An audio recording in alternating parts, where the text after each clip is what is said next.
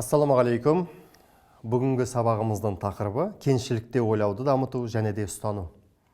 Сабақтың мақсаты кеңшілікті ойлауды дамыту арқылы жеке және кәсіби өмірде шығармашылықты, инновацияны және де ынтымақтастықты қолдау.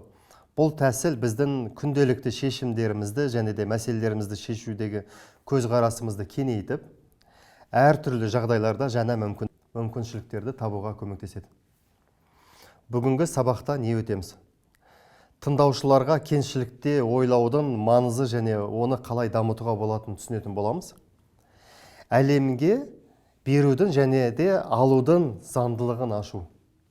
Өте маңызды бір тақырыптардың бірі.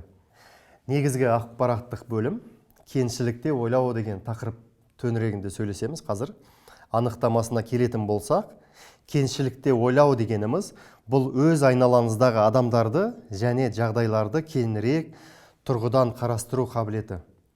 Бұл сіздерге басқалардың көзқарасын түсінуге, шешімдеріңізді жан-жақты ойластыруға көмектеседі екен.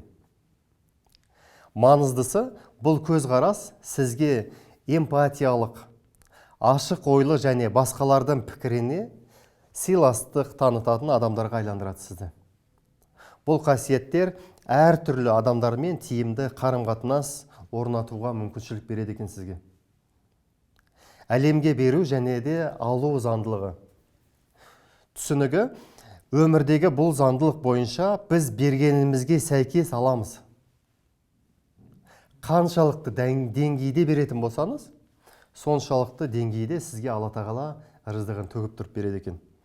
Егер де сіз басқаларға жақсылық жасасаңыз, ол жақсылық та сізге қайтады екен. Осы бір қағиданы міндетті түрде сақтап қалғанымыз дұрыс болады.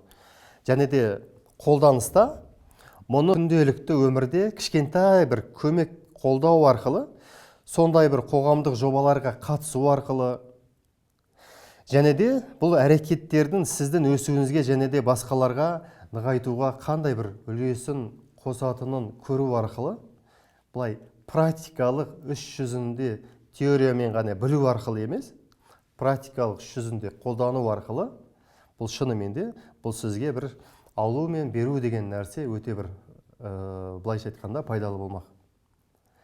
Біз кейбір кездерде көп нәрсені, даже бір мәліметтің өзін, информацияның өзін бір аяп тұрамыз да. Мейлінше сіз берген кезде, сол информацияны, ақпараттарды бөліскен кезде, әлем сондай, сіз өзіңіздің бір түйетініңіз болады. Сол кезде сізге одан сайын көбірек ақпараттар келеді екенде, сол арқылы сіздің жетістігіңіз, былайша айтқанда, сізді бір келесі бір сатыға, келесі бір деңгейге өттіңіз деп айтуға болады да, тұлғалық дамуыңызда. Мысалдар айтайық десек, кеңшілікте ойлау дегеніміз, сіздің басқа біреудің қиын жағдайға түсіп кеткеніне тырысып, олардың бір сезімтал бір көмекшісі бола аласыз. Әлемге беру. Егер сіз көшеде біреуге көмектессеңіз, мысалы ауыр сөмкені көтеру, немесе жолды кесіп өту деген сияқты дүниелерге көмектесетін болсаңыз, ол сізге өзгерісіңіз, өзіңізге сол бір құндылықты өзіңізге бір түсінуге көмектеседі екенде. Сол бір құндылықты өзіңіз түсінген кезде, сол адамдарға бір пайдалы болғаныңызды сезінген кезде, шынымен де сіз менталды түрде өсетін боласыз. Мен шынымен де пайдалы екенмін ғой деген сияқты. Японияда осы дүниеге аса қатты мән береді де адамдарға. Бізде 68 жаста адамдар, мысал үшін, пенсияға шығатын болса, ол жақта 60-тан асқан адамдарды екінші высшее образование оқуға түсіреді екенде. Неге? Оларға қоғамға пайдалы болатын жұмыстарға жұмылдыру үшін. Сол кезде Samsung компаниясының басшысынан сұрайды ғой, егер де сіз пенсияға шығатын болсаңыз, қандай жұмысты таңдар едіңіз десе, ол таксист болар едім депті.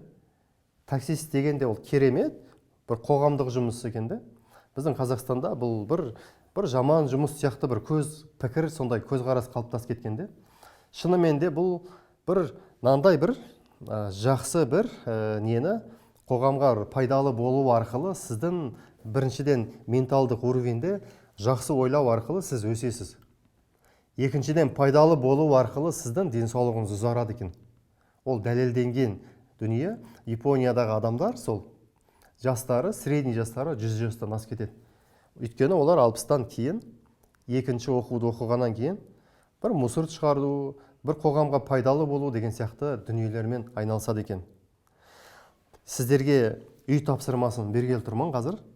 Осы аптада сіздер бір кеңшілікте ойлауды қолданып жүрсіз бе? Өз тәжірибелеріңізді жоспарлап, күнделікке жазып көріңізші. Егер де шынымен де сол қолданып жүрген болсаңыз, онда Алла тағала сіздерге берекетін берсін. Және де келесі сабақта кездескенше.